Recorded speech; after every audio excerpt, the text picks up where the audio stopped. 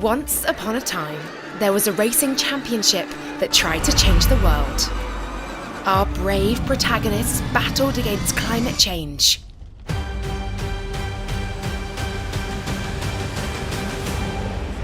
And inspired the bold. A new cast of characters took centre stage. Equality, environment, energy, technology. Humanity needed them all on this Odyssey. Now, there is one last chapter to be written. Sustainability and action, the key players on this vital mission. This is the time for change. This is xtreme.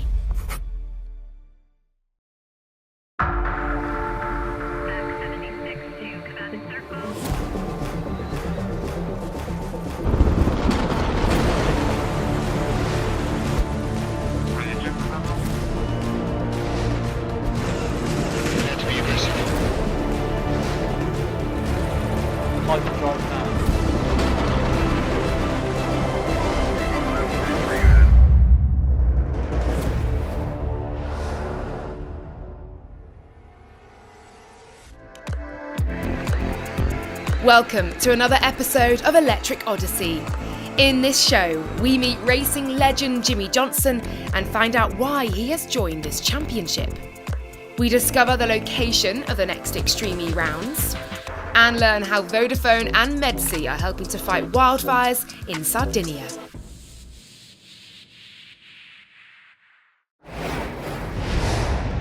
One of the new kids on the block this season is All-American Legacy Motor Club, owned by racing legend and 7-time NASCAR champion Jimmie Johnson. We caught up with Jimmie in London to find out more about his plans as a new xtreme owner and driver. To be here in an off-road division has been a long time coming. It's been a few years since I've been in the dirt, but very excited to be a part of the Xtreme Championship.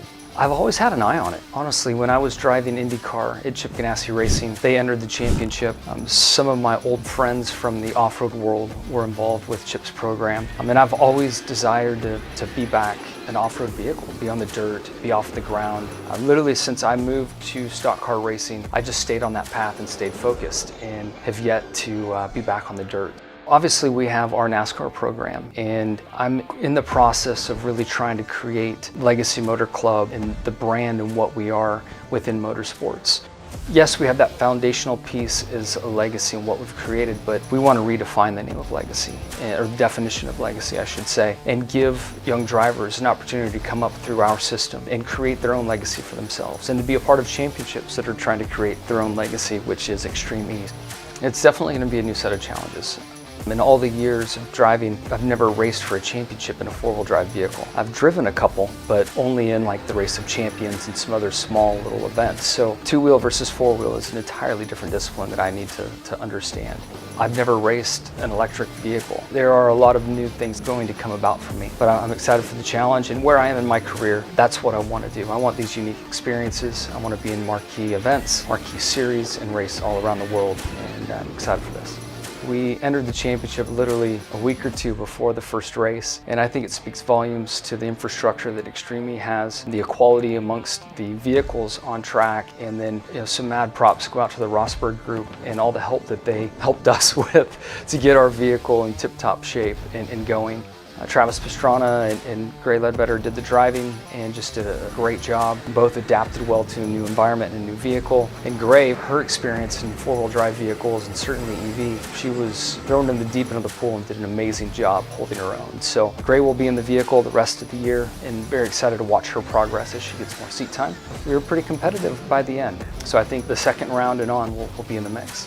Very excited to be a team owner and to also drive in select few NASCAR events, and then this year I will also drive in a few Xtreme E events. I think you'll see us hit our stride and really try to compete and hopefully find ourselves on the podium, if not on that top box, before the season's out. To have the first Xtreme E race in the States, I will have raced in the NASCAR event just a few weeks beforehand in the same area. I think our fans will come out and support, and I think it's going to be a great show. Looking at the future and where Extreme E is heading to Extreme H and trying to be a part of that big initiative, I think it's important to me to be a part of H as a team owner, as a driver, as a team owner that's trying to offer different technology to our partners, also marketing opportunities for our partners. I really see Extreme E being an important piece to Legacy Motor Club's future and the diversification we can offer our partners, our drivers, our technology partners, and then also developing crew members as well.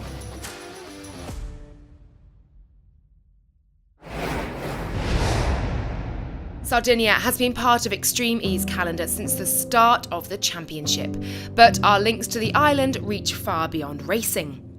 In Season 2, Extreme E joined forces with Vodafone Business and MedSea Foundation to help tackle the region's devastating wildfires by installing fire detection sensors. The first ultra-early wildfire sensor. And 2 years later, we're back to get an update on the Sardinian sensors. What we're doing here today is completing the forest proof of concept that we're doing with Extreme E and MedSea on Sardinia to help the local environmentalists and scientists, firstly, how to help to protect the forests and the woodlands from forest fire and react to them in real time, and secondly, to provide information and data on the woodland regeneration for those woodlands that are recovering from the fires of 2021. Gli allerta della protezione civile erano l'allerta massima, l'allerta rossa, le condizioni atmosferiche, il quasi 40 gradi a terra, è stata una tragedia. Sono stati devastati ettari e ettari di bosco, sono stati trovati purtroppo anche tanti animali che non sono riusciti a sopravvivere. La devastazione del fuoco, che era anche di una potenza inaudita, è stato definito nella scala internazionale Big Fire. Fires are very dangerous, and every year we have casualties, unfortunately. Every year we have average 3,500 ignition for big fires. To replicate a real wildfire and test the sensors' work, the local authorities on site lit and carefully controlled a handful of fires. So far so good. We're about 7 minutes in and we're waiting for our first detection. So how the technology works is we put sensors in trees, roughly one tree per football pitch of woodland, and they act as noses for the forest. They detect the smells, the composition of burning material, and analyse that to understand if it is actually a fire or something else. And then they report that back to a platform where we can send alerts. So by sending a pinpoint for which sensor is triggering, or sensors, we know how big the fire is and how to get help there as quickly as possible. Having an ultra-early detection system in those areas is something that is going to make a difference in terms of fighting fires at an early stage and preventing them even from spreading and becoming catastrophic. What just happened was 3 of the sensors picked up a phase 1 detection in air quality change. They processed that, and at least one of them has then triggered and sent a platform alert to our browser.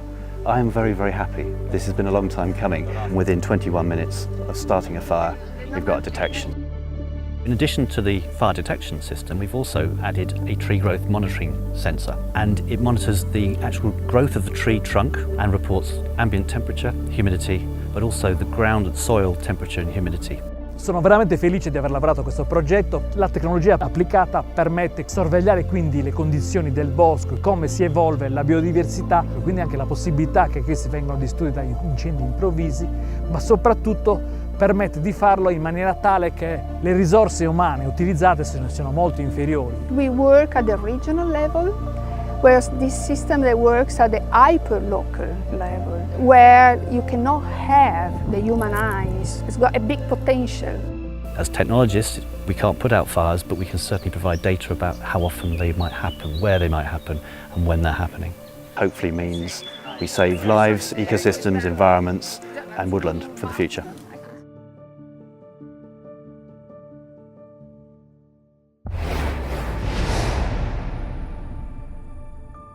The location for the next 2 rounds of Extreme E have been announced, and we're returning to Scotland.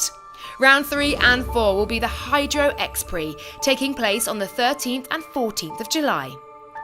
And if it's anything like last year, you can look forward to a lot of excitement and action. The scarred landscape of a former coal mine put the teams to the test, with round 3 immediately delivering the drama. Contact and a roll! Absolutely huge crash! Timmy Hansen going to pass McConnell, pushes him out wide. And RXR off the side of the road, Johan Kristoffersen. In the final, Andretti Oltekila crossed the line first. But a post-race penalty spoiled the party. We've got it, Chris. I got a 15.3 second penalty. Well done, well done. Promoting X44 to the top step of the podium. Round 4 brought some of the worst weather conditions in the championship's history. Now Gilmore into the barrier on the inside line. Scheider goes in really hard behind Gilmore. Spin, Scheider's gone round, and that's Anderson. The App Cooper has gone into the drink as well. The drivers had to battle the elements as much as each other up to the grand final. Bit of contact. Kevin Hansen gets the whole shot first. Kristoffersen sideways, trying to come around the outside line. He's got the inside. Tanner Phelps goes all the way around the outside in the Neon McLaren. That is a brilliant pass. However, Veloce maintained their composure to take the win of the second round of the Hydro X Prix.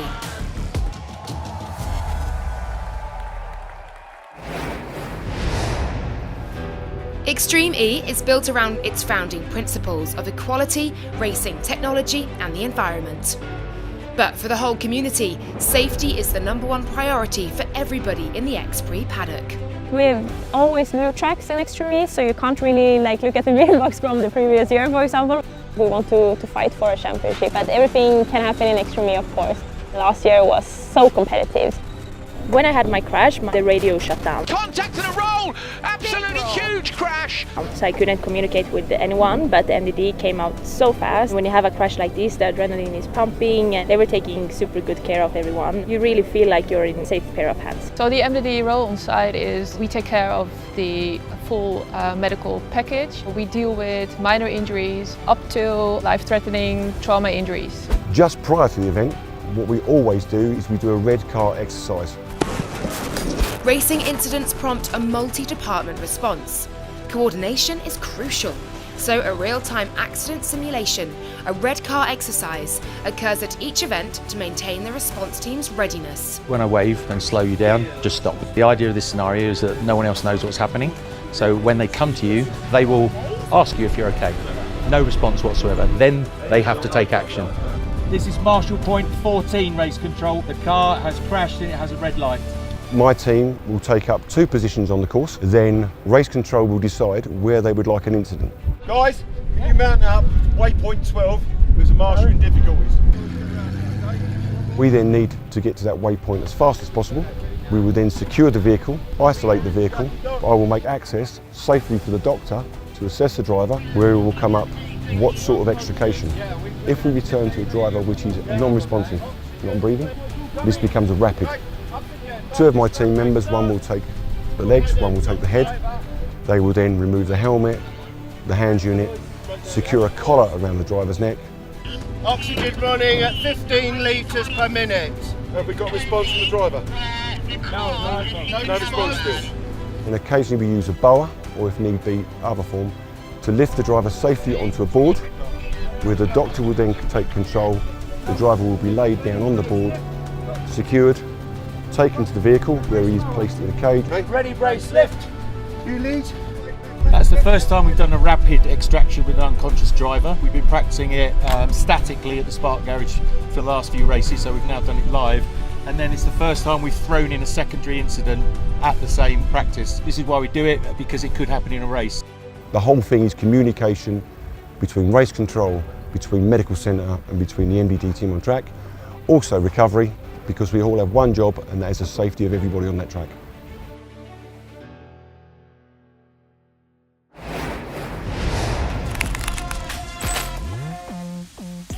And there's still more to come in this week's Electric Odyssey. We'll chat with the youngest driver in the paddock, Legacy's Grey Ledbetter. Look ahead to our episode 6 special about the brand new Xtreme Hydrogen Championship. And hear how Xtreme E and EY are helping to shape the future of young people in the UK. She may be one of the youngest ever drivers in the paddock, but Legacy's Gray Ledbetter put on an impressive display in her first ever Xtreme race weekend. Gray and Travis Pastrana, her teammate in the Desert X Prix, won round 2 of the Continental Traction Challenge. So, what does the 19-year-old American driver think about joining the Xtreme Championship? I'm really excited to be here. I went to the one in Uruguay back in 2022, and then I kind of fell in love with it ever since. I just never had the opportunity. And then Travis texted me and I was like, hey, this might happen, be prepared. And I was just like, okay. It's crazy because if you told me when I was 8 years old that I'd be racing with Travis, I would have called you a liar, simply because I looked up to him growing up. I mean, he's one of the biggest names in the industry, and now to be able to race against him, it doesn't feel real still to this day. Nobody in my family races. I grew up on dirt bikes when I was 4 years old, and then it kind of just elevated from there. I fell in love with whatever I did. I didn't go to school, I didn't go to friends' birthday parties, I didn't go to anything. I just sat at the racetrack. I would just be like, everything works out. Like, yeah, you gave up a lot to be here. Just keep doing what you're doing and just work forward. And now here I am 10 years later, whatever, and we're here. I think I am the youngest, but I don't notice it. I've raced against everybody older than me most of my life. They're just race car drivers. That's all we are. We're just normal people, and then we get in a race car and we go, and then we come back and we're still normal people. So it's just how it is. It doesn't really bother me or faze me. I don't even really notice it. To come into a new team with not it only just being Jimmie Johnson and Travis Pastrana, but to just come into a new team and be able to build something. Obviously, we're going off of everybody else in the paddock because they've already had experience, but we're just starting everything fresh. Jimmie has raced everything there is in four wheels, from off-road to NASCAR. To have such a legend be able to come back into off-road after he claimed to have retired, he clearly has not, because any race car driver that has raced for that long just can't get out of it. Thankfully, I'm friends with Fraser I raced against when I was 14, which is weird to think about. And there's a few other people that I just know in general that have raced it, and be able to talk to them and just learn the best you much you can. I think it's really cool that XE goes to such remote places and places where they probably have never necessarily seen this kind of racing. If you told me 3 months ago that we'd be here, I would just be like, okay, like whatever. I think it just brings something new to everywhere that they go, and that part is super exciting and really cool to be a part of.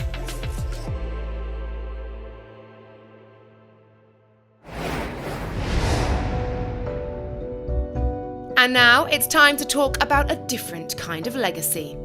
Xtreme and EY's latest sustainability report looked at the impact of the Championship Legacy Programme, which aims to make a positive change to the local environment and community at each race site. One of the highlights is a 5-year turtle conservation initiative in Saudi Arabia. The report found over 1 tonne of litter has been removed from a local beach, 332 individual nesting turtles have been recorded, and 269 adult turtles have been tagged for tracking. Andretti's Katie Munnings explains more about the initiative.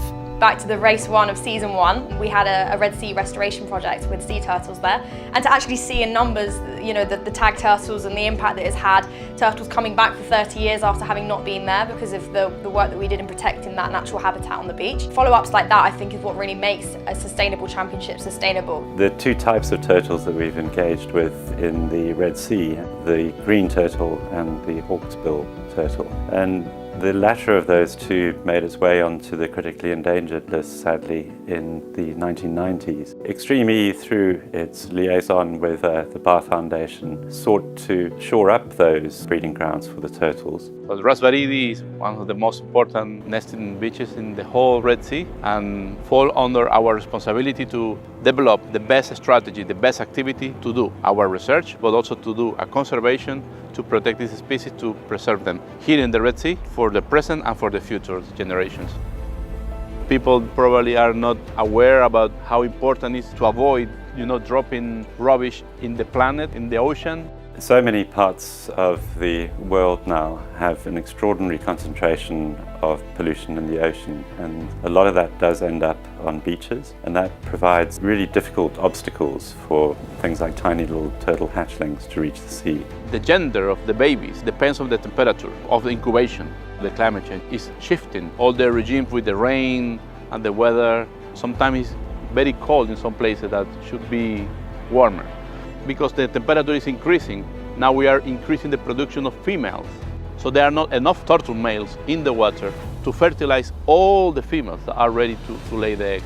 They survive in the planet for more than 200 million years. And now they are facing this situation, and it's because of humans. So we should do something to avoid and to minimize those impacts. In the very first year, big campaign just to go to the site, do the awareness about what is the situation there. The drivers were there, they make an amazing beach cleanup activity, and now we are doing that in a daily basis. In theory, if we are succeeding on this story, and I think we are doing, I can guarantee that my daughter, the future generation, can enjoy a part of the planet that we live. It's not just arrive at a location, do a bit of legacy work, leave and then never talk about it again. It's about actually making sure that we do make an impact and keeping that communication with the local communities open to making sure that we're still helping them in the way that we can with the technology that the different partners of xtreme has, and making sure that it's a lot broader than just surface level kind of legacy work.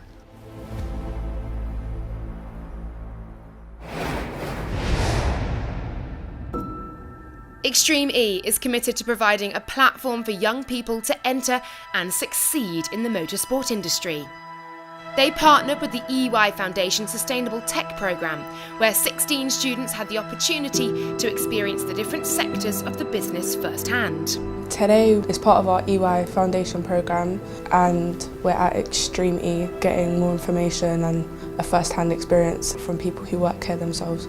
Our programmes exist to support young people that come from low-income backgrounds. Sadly, in the UK, if you are in receipt of free school meals when you're younger, it means that you're 3 times more likely to be unemployed by the time you're 27. And even if you get the same academic qualifications as your better-off peers, you're still likely to earn 50% less than them. So social inequity in this country is still a huge, huge problem.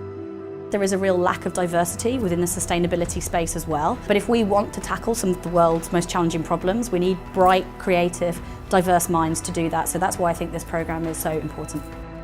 The whole point of the programme was to broaden young people's horizons about the possibilities of careers within the sustainable tech field. Xtreme E are at the forefront of that, so what better place for them to learn? In essence, it aligns with our purpose and aligns with what we are doing in some capacity already with regards to the Racing for All initiative. So there was great synergy and we were quite keen to get involved.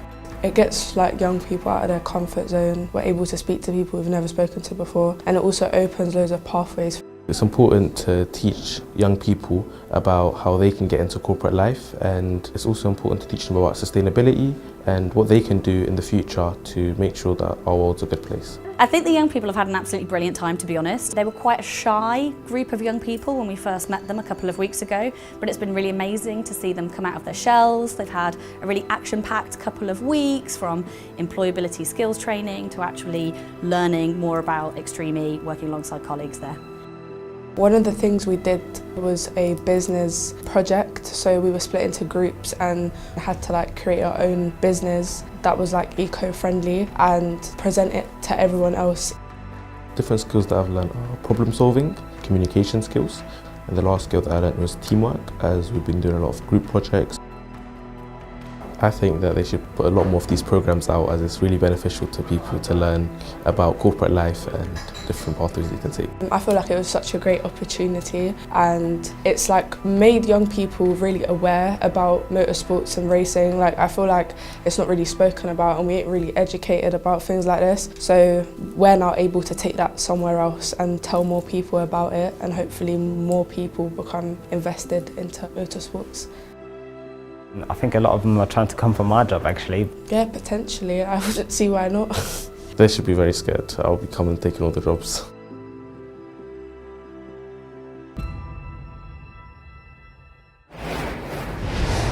On the next episode of Electric Odyssey, we'll reveal the new Xtreme hydrogen car and give you exclusive behind-the-series access to the launch of this groundbreaking championship. Xtreme H, the world's first hydrogen-powered off-road racing series, will start in 2025, but here's a taster of what you can expect.